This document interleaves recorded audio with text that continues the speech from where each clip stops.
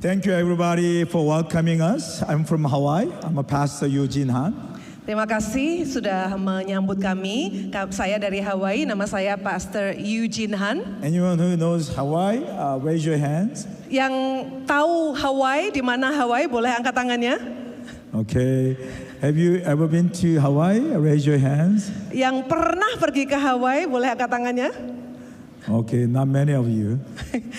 Ada beberapa ya. Hawaii is the best place you can trip for vacation, and for the young people, best place for the honeymoon. Hawaii ini tempat yang paling hebat kalau untuk berlibur ya saudara. So raise your hand if you're not married. If you're still young, raise your hand. Sorry. If you're not married, raise your hand. If you're 20s, raise your hands. Oh, kalau umurnya 20-an, angkat tangan. Yang umurnya 20-an, angkat tangan. Raise your hands.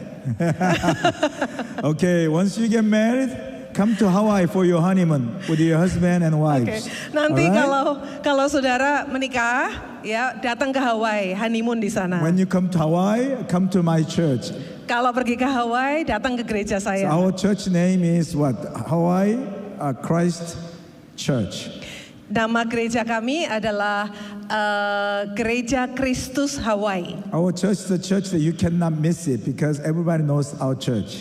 Jadi kalau pergi ke Honolulu, gereja kami itu gampang dicari gitu ya, karena semua orang tahu. Our church is located in the heart of city, center of the city, so you cannot miss it. Karena gerejanya itu ada di pusat, saudara, di pusat kota, jadi nggak mungkin nggak ketemu. I don't know when you might come to Hawaii, but if you come to Hawaii, just stop by my church. Jadi kalau saudara suatu hari sampai mampir Hawaii, saudara silakan datang ke gereja And I'll kami. buy lunch for you. Dan nanti saya akan traktir saudara makan siang. Come to me and say, I'm from Indonesia, I'm from Carl Church. Jadi bilang ya, nanti kalau sampai ke Hawaii, saya dari Indonesia, dari gereja Kahal. Then I'll give you a very, very delicious lunch for you. Jadi nanti saya akan traktir saudara makan siang, Okay. jangan khawatir, yang paling enak. Okay? Siap saudara? Siapa Okay. mau pergi Hawaii? Angkat tangan. Let's give big hands. For the future, you might come to Hawaii. Kita Okay, tepuk so tangan. I like to say usually hello to people when we meet people, but I like to say Hawaiian greetings to all of you. We say when we meet people, we say aloha. Jadi saya nggak akan bilang halo, tapi dengan cara Hawaii kita bilang aloha. If I say aloha and you say aloha too, okay? Oke, jadi kalau saya bilang aloha, saudara mesti jawab aloha. Can we practice? Yuk kita So now latihan ya I'll saudara ya. say aloha, okay? I say aloha. Oh, good, but a little bit better than that, okay? One more time. I Ayo, say, lebih bagus dari itu tadi saudara ya. aloha. Aloha. Very good, very good. Wow. You know, let's Tepuk tangan give buat a kita big hand. semua. I think Indonesian people are genius. Just knows everything. Just teach one time, you know everything. I Orang think you're Indonesia genius. itu jenius saudara, diajari sekali langsung bisa. So smart. Okay. Today I'd like to say about the gospel of Jesus Christ. Hari ini saya akan bicara mengenai Injil Yesus Kristus. Especially it is power of the gospel. Terutama kuasa dari Injil itu. Let me tell you very clearly, gospel is not theory. Jadi saya pengen bilang saudara bahwa yang namanya Injil itu bukan teori. Gospel is not philosophy. Itu juga bukan filosofi. It's not concept. Bukan konsep saja. It's not even as a religion. Bahkan bukan agama. But gospel is a power. Tetapi Injil adalah kuasa. Amen? Amin. Gospel is power. Injil adalah kuasa. If you look at the Bible text today we read, by the way, did you read the Bible text? Romans chapter verses 14 to 16. Can you read it in Indonesian? Tolong ditampilin ya. Roma 1, 14, 17. You can read. Yes. 14 to 16. Oke, wait a minute. Mungkin ditampilin aja ya. Oke. Baca bareng-bareng ya saudara ya. Yuk kita baca sama-sama Roma 1:14-17. 1, 2, 3. Aku berhutang baik kepada orang Yunani maupun kepada orang bukan Yunani, baik kepada orang terpelajar maupun kepada orang tidak terpelajar. Itulah sebabnya aku ingin untuk memberitakan Injil kepada kamu juga yang diam di Roma. Sebab aku mempunyai keyakinan yang kokoh dalam Injil. Karena Injil adalah kekuatan Allah yang menyelamatkan setiap orang yang percaya. Pertama-tama orang Yahudi tetapi juga orang Yunani. Terakhir, sebab di dalamnya nyata kebenaran Allah yang bertolak dari iman dan memimpin kepada iman. Seperti ada tertulis, orang benar akan hidup oleh iman. Amen. Amen. Amen. Amin. One more time. Amen. Sekali lagi. Very good. So, and you see the Bible passage that we just read.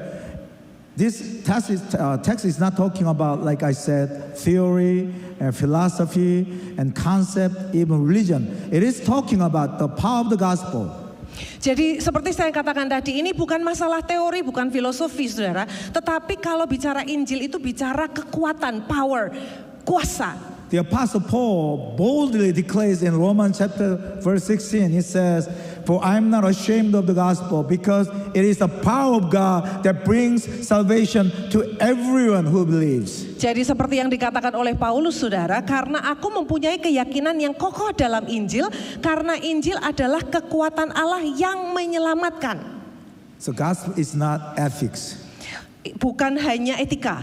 Gospel is not a advice on how to live better. Bukan cuman sebuah nasihat bagaimana hidup lebih baik. One more time, I will say clearly one more time, gospel is the power of God. Sekali lagi saya ingin ulang saudara, Injil itu kuasa Allah. Power that saves lives, restores families, transforms society, and even change the destiny of nations. Jadi sebuah kuasa yang menyelamatkan jiwa-jiwa dan kemudian bisa memulihkan keluarga-keluarga, mentransformasi masyarakat dan juga mengubah masa depan dari sebuah bangsa. If you look at our Bible text today, Paul begins with a shocking statement in verse 14. It says, "I'm obligated both to Greeks and non-Greeks, both to the wise and the foolish." Dan bahkan Paulus saudara di awal dari apa yang dia tulis, dia itu mengatakan sesuatu yang sangat mencengangkan karena dia bilang begini, aku berhutang baik kepada orang Yunani maupun kepada orang bukan Yunani. The word here obligated can also be translated as a debtor. Jadi terjemahan bahasa Indonesia bagus karena keharusan itu sebetulnya merupakan sebuah hutang. Paul is saying, I owe a debt. Jadi Paulus berkata, aku ini punya hutang. So question to you all of that, why was Paul a debtor? Jadi pertanyaannya saudara, kenapa Paulus merasa dirinya itu orang yang berhutang? Because someone brought the gospel to him. Karena ada yang membawa Injil itu kepada Paulus. Because Jesus Christ met him when he least deserved it. Juga karena Tuhan Yesus itu sudah menjumpai dia justru ketika dia itu tidak layak untuk didatangi. Because grace interrupted his life. Karena ada kasih karunia yang menginterupsi hidupnya. Before Paul believed in Jesus, before he received the gospel, his life looked very different.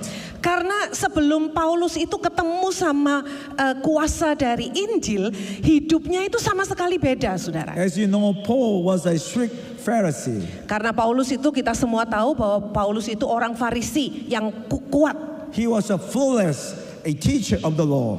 Dia juga guru agama yang tanpa cacat. but he believed that he was serving God. Dan waktu itu dia percaya bahwa dia itu sedang melayani Tuhan. But in reality, Tetapi kenyataannya, he became one of the fierce persecutors of the gospel. dia justru menjadi salah satu penganiaya Injil yang paling keras. He persecuted the early church in Jerusalem. Dia menganiaya gereja mula-mula di Yerusalem. He approved of it, he read it. Dia itu menyetujui apa yang dilakukan. And even there was not enough. Dan bagi dia itu masih nggak cukup, saudara. When believers fled persecution and escaped as far as Damascus, Dan ketika orang-orang percaya ini melarikan diri ke Damaskus, Paul. jauh, saudara. Paul chased them Paulus itu ngejar with the mereka letters of authority dengan sebuah surat penugasan to arrest them, imprison them, and destroy the church. untuk menangkap mereka, untuk memenjarakan mereka, dan untuk menghancurkan gereja. But as you know, Paul on the road to Damascus, Dan kita semua tahu bahwa ketika Paulus ini sedang berjalan ke Damaskus, Paul did not find Jesus, Paulus tidak menemukan Yesus, but Jesus found Paul. tetapi Yesuslah yang mencari dan menemukan Paulus. Amen. Amin, saudara. Amen. Amin. On the road, Paul encountered Jesus Christ. Di perjalanan itulah Paulus berjumpa In dengan that Yesus. moment, his life was completely turned upside down. Dan di saat perjumpaan itulah hidupnya itu dibalik, saudara. The man who persecuted the gospel became the preacher of the gospel. Orang yang tadinya menganiaya Injil menjadi pemberita Injil. The man who haunted Christians became an apostle of Jesus Christ. Dan orang yang menganiaya orang-orang Kristen itu kemudian menjadi rasul bagi Kristus. That is why throughout all his letters, Paul never boasts about his calling. Oleh karena itulah di seluruh pelayanannya, saudara, dia itu tidak pernah menahan panggilan yang dia He sudah never terima. boasts about his ministry. Dia tidak pernah menyombongkan pelayanannya. He never boasts about his achievement. Dia tidak pernah menyombongkan pencapaian-pencapaiannya. Instead, Paul repeatedly says, Dan tetapi apa yang dia lakukan? Dia berulang-ulang berkata, Christ Jesus came into the world to save sinners. Tuhan Yesus itu datang ke dunia untuk menyelamatkan orang-orang yang berdosa. Of whom I am the worst. Dan di antara orang berdosa itu, akulah yang paling buruk. And he also declares, Dan dia juga menyatakan, by the grace of God, I am what I am. dia berkata, oleh karena kasih karunia Allah, aku ada sebagaimana aku ada. Let me say again, by the grace of God, I am what I am. Saya katakan sekali lagi, saudara, oleh karena kasih karunia Allah, aku ada sebagaimana aku ada. Amen. Amin. Paul knew this truth deeply. Paulus menyadari hal ini sekali, saudara. My past does not disqualify me. Masa laluku itu tidak membuat aku ditolak oleh Tuhan. Grace redefined my life. Tetapi kasih karunia Tuhan itu sudah mengubah dan memberi arti yang baru kepada hidupku. Brothers and sisters, Saudara. this is true for every believer. Saudara, tahukah saudara bahwa ini adalah kebenaran We bagi did kita not save semua. ourselves. Kita tidak mengatakan tentang diri kita. We did not earn forgiveness. Kita tidak mendapat pengampunan karena kita layak, saudara. We did not find God by our wisdom. Kita tidak menemukan Tuhan karena kita punya hikmat. We did not deserve mercy. Kita semua sebetulnya tidak layak untuk menerima kemurahan Tuhan. But we were found by grace. Tetapi kita semua ditemukan oleh kasih Let me say karunia again, Allah. we were found by grace. Ayo kita bilang sama-sama, kita semua Amen. ditemukan oleh kasih karunia Allah. Amen. kita semua ditemukan oleh kasih karunia Allah. Amen. When I say we were found by grace, I am Waktu- reminded of a man named John Newton. Waktu saya mengatakan ditemukan oleh kasih karunia Allah, saya ingat seorang laki-laki yang namanya John Newton. John Newton was a slave trader.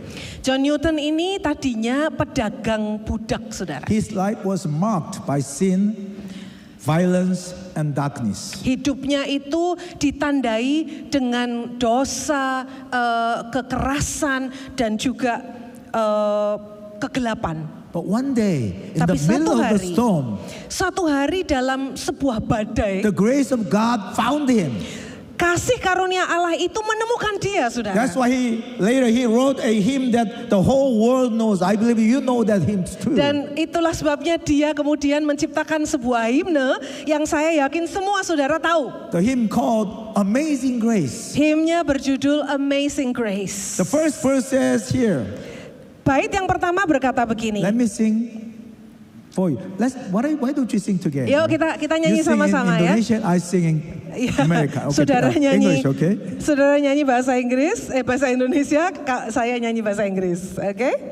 Itu ada bahasa Inggris, jadi kita semua bisa nyanyi bahasa Inggris. Oh, right there. Yes. Amazing grace, how sweet the sound that saved a wretch like me. I once was lost, but now am found. Was blind, but now I see. Can we sing one more time with the Amazing Grace? How sweet the sound! How sweet the sound that saved a wretch like me. I once was lost, but now I'm found. Was blind, but now I see. So God, Mari kita tepuk tangan mengucap syukur sama save us, Tuhan. thank you. That is the gospel. It can be found in 4 lines. We were lost, we were blind, but grace found us. Jadi saudara, kalau dirangkum itu intinya begini. Kita ini sudah tersesat, kita buta, tetapi kasih karunia Allah menemukan kita semua. That is why Paul says in verse 15, that is why I am so eager to preach the gospel. Itulah sebabnya di ayat 15 Paulus berkata, aku ingin sekali untuk memberitakan Injil. The Greek word for power is dunamis. Jadi kata kuasa itu adalah dunamis. The root of English word dynamite. Itu jadi akar kata dinamit, saudara. So gospel is a spiritual dynamite. Jadi Injil, saudara, itu sebetulnya adalah dinamit rohani. It breaks chains. Karena bisa menghancurkan rantai-rantai. It destroys darkness. Itu akan menghancurkan kuasa kegelapan. It brings life where there was a death. Dan membawa kehidupan di mana ada kematian. That is the power of gospel. Itu adalah kuasa dari Injil. Power that saves lives. restore families, transform societies, and even change the destiny of nations. Sekali lagi dikatakan itu adalah sebuah kuasa. Injil adalah sebuah kuasa yang menyelamatkan jiwa-jiwa, yang dapat memulihkan keluarga-keluarga, yang mentransformasi masyarakat dan juga mengubah masa depan dari sebuah bangsa. If you want to see a living, breathing example of the power of the gospel, look at South Korea today. Dan kalau saudara ingin melihat bukti dari kuasa Injil itu, saudara lihat Korea Selatan hari ini. Like Indonesia, South Korea is known around the world. Jadi seperti Indonesia, Korea itu terkenal di seluruh dunia. Economically, South is a very strong country. Jadi secara ekonomi, Korea itu adalah negara yang sangat kuat. Companies like Samsung, Hyundai, and LG are household name across the globe. Jadi saudara semua tahu ya, merek-merek seperti Samsung, Hyundai, LG dan sebagainya itu ada di semua rumah saudara. Culturally, Korea influences everywhere. Dan tidak hanya itu, budaya Korea itu juga terkenal di mana-mana. K-pop will groups like BTS, you know the BTS? K-pop, BTS, 소녀시대, Girls, Pink Lady, something like that. Pink Ladies. Okay. So K-drama including global hits like Squid Game. Anyone who knows Squid Game? Ada yang tahu Squid Game? Yeah, Angkat you know the tangan. Squid Game. Did you watch it? Siapa Did you yang enjoy nonton? it? Siapa yang Yeah, main? like that. K-drama, K-food, galbi, bibimbap, tteokbokki. Anyone who like tteokbokki? Ayo, siapa yang suka topoki? Do you know tteokbokki? Topoki, bibimbap? I like tteokbokki. And do you know kimbap? Ada yang suka kimbap? Angkat tangan. She's nodding the head. She knows the kimbap. Okay, So good. you're gonna send it to them, right? Yeah. Nanti dikirimi saudara. K-beauty products loved all over the world. Jadi produk-produk kecantikan itu juga terkenal di seluruh dunia. Let me share something personal. Saya mau sharing sesuatu yang pribadi saudara. I have two daughters. Saya punya dua My anak daughters perempuan. live in the United States. Jadi dua-duanya tinggal di One is in Los Amerika. Angeles, one is in Hawaii. Yang satu di Los Angeles, yang satu di Hawaii. Every time I go to Korea, my daughters always give me a homework.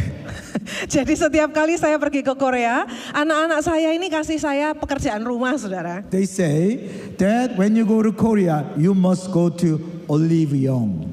Jadi mereka Young. bilang kalau Papa, kalau kamu pergi ke Korea, kamu harus pergi ke Olive Young. Do you know anyone who knows Olive Young? Ada yang tahu Olive Young?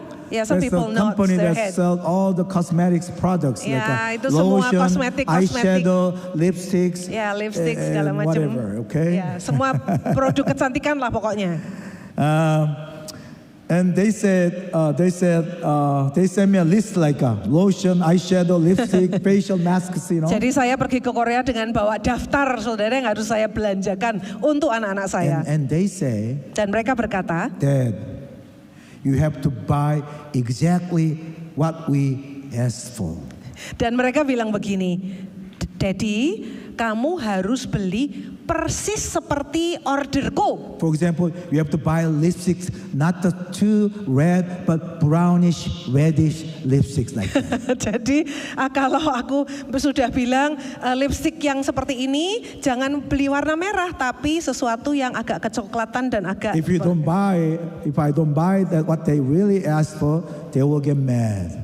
Kalau saya nggak beli yang sudah diorder, saudara, kalau datangnya itu beda, mereka pasti marah. One time I was so nervous to make sure that I have to buy what they asked for. So I was so focused on going to Olive Young to buy cosmetics. I actually got into car accident on the way. Oh, jadi suatu kali karena saya begitu fokus kepada membeli apa yang mereka pesankan, saudara, saya sampai kecelakaan mobil di jalan. See? That's how popular Korean products have become. Jadi seperti itulah popularitasnya sampai orang Amerika juga cari. Now when we see Korean today, South Korea today, Kalau kita melihat Korea Selatan hari ini, we think this success is normal. kita mungkin berpikir kesuksesan ini normal. But church people, listen very carefully. Tapi saudara yang di gereja, dengar baik-baik. Korea was not always like this. Korea tuh dulu nggak seperti Not ini. even close. Tidak, sama sekali tidak seperti ini. If we go back to the Joseon dynasty, Korea was small, forgotten nation on the far eastern edge of the world. Jadi kalau kita kembali kepada dinasti Joseon, saudara, Korea itu hanyalah sebuah negara kecil yang begitu jauh tempatnya. Your country is bigger than South Korea, you know. Dan kalau saudara bandingkan dengan Indonesia, Indonesia itu besar sudah dibandingkan Korea. So Korea back then was so small that it was hard to find on a world map. Dan begitu kecilnya sampai susah dicari di peta dunia. The world barely knew it existed. Bahkan banyak orang yang tidak tahu Korea itu ada. Above all, it was a land with no hope. Tetapi di atas semuanya itu, Korea itu sebetulnya sebuah negara yang tanpa A pengharapan. land of darkness and despair. Karena ada keputusasaan dan ada kegelapan di sana. Corrupt officials oppressed the people. Karena penguasa-penguasa itu menekan orang-orang. There was a league class system. Dan sistem masyarakatnya itu kaku, saudara. Nobles, orang-orang yang royal ya, royalty apa itu namanya, bangsawan. Terima kasih. commoners, Dan jadi ada bangsawan, ada orang biasa, and butchers. dan ada mereka-mereka yang kerjaannya itu tukang jagal. Social status was inherited and never changed. Dan sehingga status sosial itu turun-temurun tidak bisa dirubah. There was a severe gender discrimination. Dan diskriminasi laki-laki dan perempuan itu sangat-sangat kuat. Women were not educated. Orang wanita, perempuan itu tidak terpelajar. Women were not treated as equals. Bahkan mereka tidak diperlakukan sebagai sesama manusia. The poor stayed poor for generations. Orang-orang yang miskin itu ya akan tetap miskin terus dari generasi ke It was a generasi. nation trapped in hopelessness and injustice. Sebuah negara atau bangsa yang terperangkap di dalam ketidakadilan. And dark land, a broken society, a nation without a future. Jadi sebuah tanah yang gelap, yang tidak punya pengharapan dan hancur, saudara. Then the gospel came to Korea. Gospel entered Korea about 140 years ago. Dan 140 tahun yang lalu, Injil, kuasa Injil itu masuk Korea. Missionaries came with the gospel. Para misionari datang dengan Injil. The gospel said, all are equal before God. Dan Injil berkata, semua orang, semua manusia itu sama di hadapan Tuhan. No noble or slave. Tidak ada bangsawan dan tidak ada budak. No man or woman. Tidak ada laki-laki atau perempuan. So churches and schools were built. Akhirnya gereja dan sekolah-sekolah dibangun, saudara. Women are educated. Dan para wanita menjadi terpelajar. The poor found dignity. Dan orang-orang yang miskin bahkan menemukan kehormatan mereka. Look at the Bible text today. It says here that to everyone who believes, first to the Jews, then to the Gentile. Dan dikatakan oleh ayat firman tadi, saudara, pertama-tama kepada orang-orang mereka yang percaya, pertama-tama orang Yahudi, kemudian orang Yunani. The gospel has no discrimination. Jadi Injil itu tidak membeda-bedakan. No racial discrimination. Tidak ada diskriminasi rasial. No social discrimination. Tidak ada diskriminasi sosial. No gender discrimination. Tidak ada diskriminasi No gender. economic discrimination. Dan juga tidak ada diskriminasi ekonomi. And listen very carefully here. Jadi ini dengarkan Injil itu. The gospel does not ask, Injil tidak bertanya, are you rich or poor?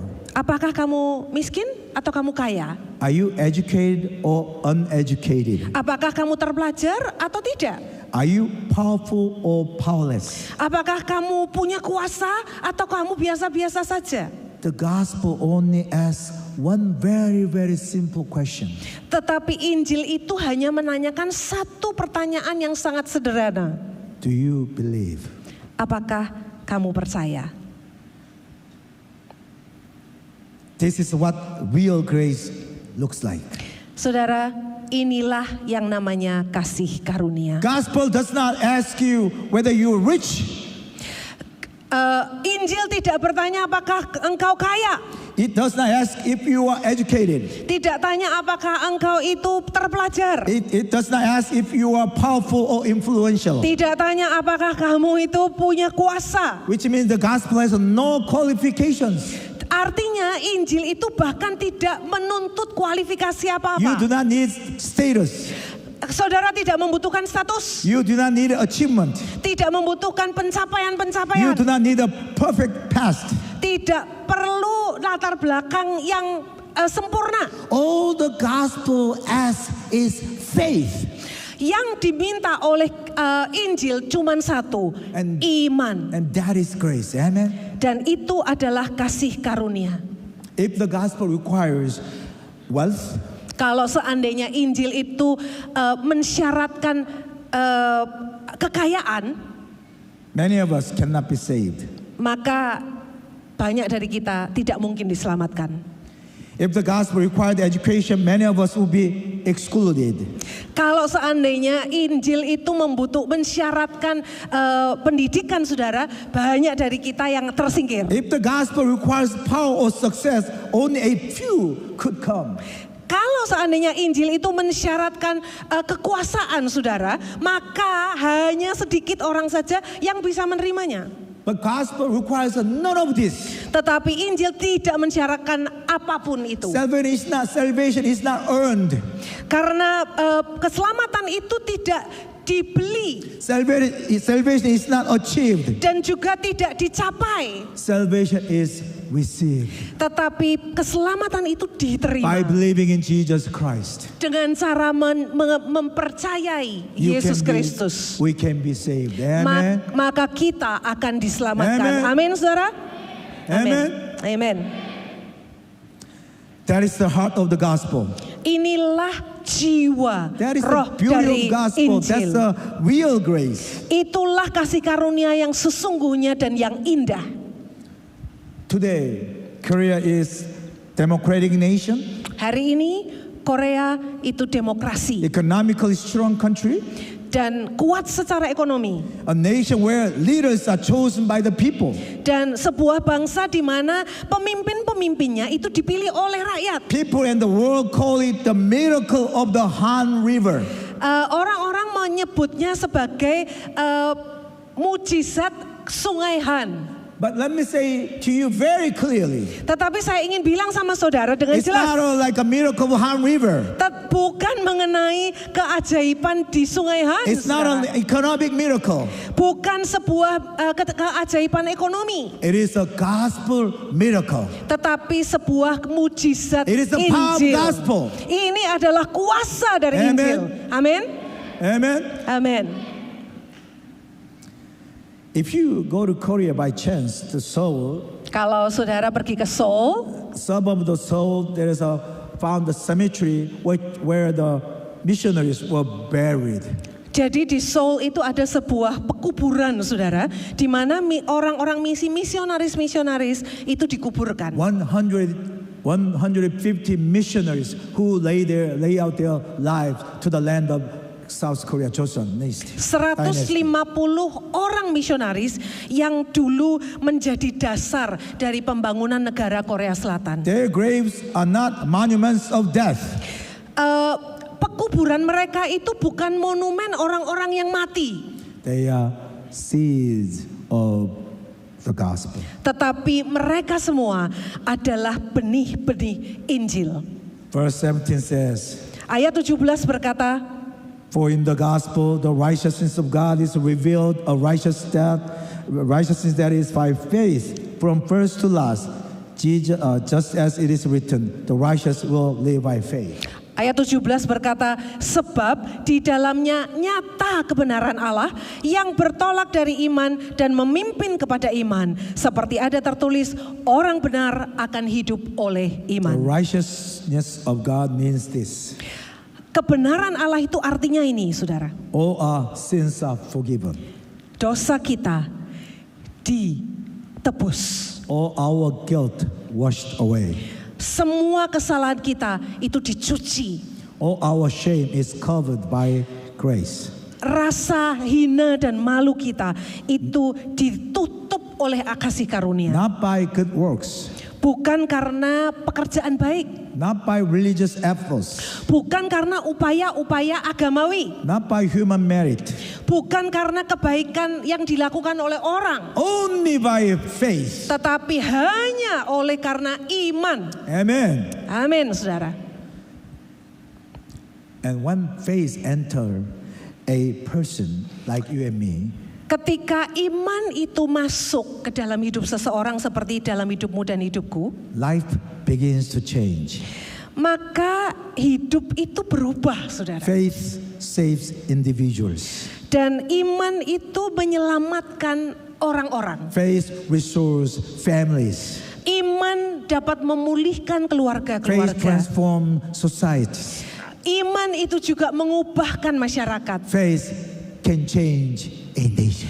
Iman itu juga dapat mengubahkan sebuah bangsa. Brothers and sisters, Saudara, I am standing today in Indonesia here. hari ini saya berdiri di Indonesia. My eldest daughter is getting married this coming March in Hawaii. Anak saya yang paling besar, anak perempuan saya yang paling besar akan menikah bulan Maret nanti di Hawaii. And guess what? Dan saudara tahu? My son-in-law is Indonesian. Calon menantu saya itu orang Indonesia. Tepuk tangan dong. My son-in-law is Indonesian. He's an Indonesian American. He was born in America. Jadi dia orang Indonesia Amerika. Memang sudah lahir di Amerika. His father is currently living in Indonesia. Tetapi ayahnya itu masih tinggal di Indonesia. I wish I could have some time so that I can see him, but I don't have time to go see him. Saya sebetulnya ingin menjumpai calon besan ini, saudara, tapi saya nggak punya Maybe next waktu. time. Mungkin lain kali. Because of this, Dan karena itulah, Indonesia is not just a mission field to me. Indonesia bukan hanya sebuah ladang misi bagi saya, It is a personal. tetapi sesuatu yang sifatnya pribadi, It is family. keluarga bagi saya. That's why I love Indonesia. Itulah sebabnya saya mengasihi Amen. Indonesia. Praise Thank the you Lord. very much. Amen. I realize that Indonesia is a great nation. Saya menyadari bahwa Indonesia itu sebuah bangsa yang Nation of besar, thousands of islands. punya beribu-ribu pulau, Nation of many cultures. dan yang kulturnya itu beragam, Nation with many religions. banyak agama. And I know, yes, the Christianity is a minority here. Saya tahu bahwa orang Kristen itu minoritas di sini. But remember, Tetapi ingat, saudara, the gospel does not need a majority to work. Injil itu tidak membutuhkan mayoritas, amin. But it needs faithful believers. Tetapi membutuhkan orang-orang percaya yang setia. The same gospel power that changed Korea can change Indonesia. Amin. Injil yang sama yang dapat mengubahkan Korea itu juga bisa mengubahkan Indonesia. Amen. Amin. Amen. Amin. The same gospel that broke social barriers can heal the nations. Injil This yang nation. sama yang dapat mematahkan segala hambatan-hambatan dan halangan itu bisa mengubahkan negara kita, saudara. Just as the Bible says, Seperti yang dikatakan oleh the firman. earth will be filled with the knowledge of the glory of the Lord as the waters cover the sea. Seperti bumi ini dipenuhi dengan pengetahuan akan Allah. Demikian juga seperti air yang menutupi bumi. I really, really pray that Saya berdoa, the wave of the gospel gelombang dari Injil itu will cover Indonesia akan memenuhi, membungkus like Indonesia. water covers the ocean. Seperti air menutupi lautan. Amen. Amin. Amin. Today we're just not talking about the gospel. Hari ini saya tidak hanya bicara mengenai Injil, saudara. We are declaring the power of the gospel. Tetapi kita sedang memproklamirkan kuasa dari Injil itu. Indonesia is a nation of many islands, many cultures, many languages, many people whom God loves deeply. Indonesia itu adalah sebuah negara yang punya begitu banyak bangsa, budaya, bahasa yang sangat-sangat dikasihi oleh Tuhan. I want to say this very clearly. Saya pengen bilang dengan jelas hal The ini, gospel saudara. is powerful enough for Indonesia.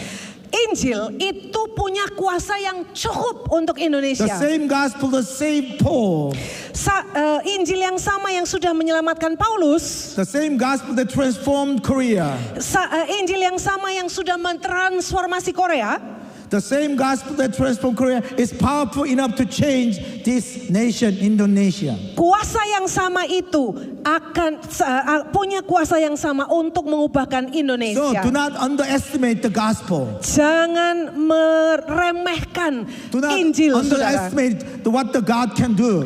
Jangan meremehkan apa yang Tuhan bisa buat. Through ordinary believers like you and me, Melalui saudara dan saya, orang-orang percaya. the gospel does not need perfect people. Injil itu tidak membutuhkan orang-orang yang sempurna. It does not need powerful people. Tidak membutuhkan orang-orang yang punya It kuasa. does not need famous people. Tidak membutuhkan orang-orang yang terkenal. It needs faithful people who believe in His power. Amin. Hanya membutuhkan orang-orang percaya yang setia, yang percaya kepada kuasanya. Amen. Amin. Church people, believe in the Gereja. power of the gospel. Percayalah kepada kuasa dari Injil itu. Believe that it can save the lost, Percayalah bahwa Injil itu dapat menyelamatkan mereka yang terhilang. heal broken lives, Menyembuhkan kehidupan families. yang hancur, saudara, dan transform juga communities, mentransformasi kehidupan keluarga dan banyak and orang, renewed a nation. dan juga bahkan memperbaharui sebuah bangsa. You are found by grace. Saudara sudah ditemukan oleh kasih karunia itu. Now go and help others be found. Sekarang saudara, tugas kita adalah pergi dan membantu orang lain supaya mereka juga ditemukan oleh kasih karunia. Be the seed of the gospel in Indonesia.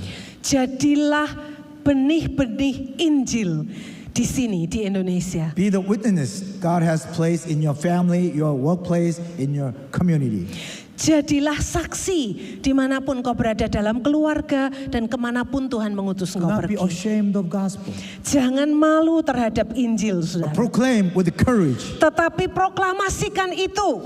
And through the power of the gospel, Dan melalui kuasa God dari can change Injil, Indonesia again. Amen. maka Tuhan akan mengubahkan Indonesia. Amen. Amin.